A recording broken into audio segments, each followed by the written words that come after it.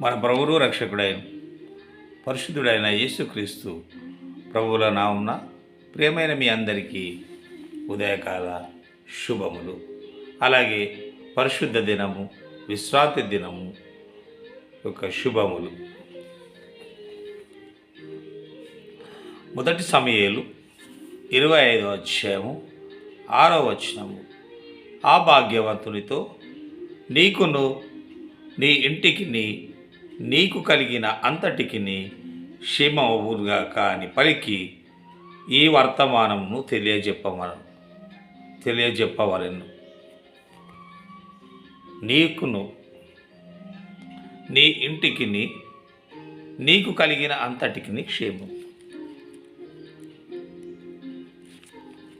ఎప్పుడు క్షేమం కలుగుతుంది? దేవుని సన్నిధిలో నీవు ఉన్నప్పుడు. నువ్వు ఎంతటి భాగ్యవంతుని అయినా కావచ్చు, నీవు దేవుని సన్నిధికి రాకుండా, దేవుని సన్నిధిలో ఉండకుండా, దేవుని సన్నిధిని నువ్వు ప్రేమించకుంటే మరి క్షేమము ఎలా కలుగుతుంది? క్షేమము ఎలా కలుగుతుంది?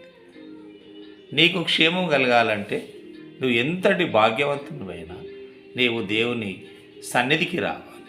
అప్పుడే మరి ఆయన అంటున్నాడు, నీకును నీ ఇంటికి నీకు కలిగిన అంతటికి, పర్సనల్గా నీకు, నీ కుటుంబానికి నీకు కలిగిన అంతటికి, నీ ఆస్తి అంతటికి క్షేమము కలగాలంటే నీవు దేవుని సన్నిధికి రావాలి.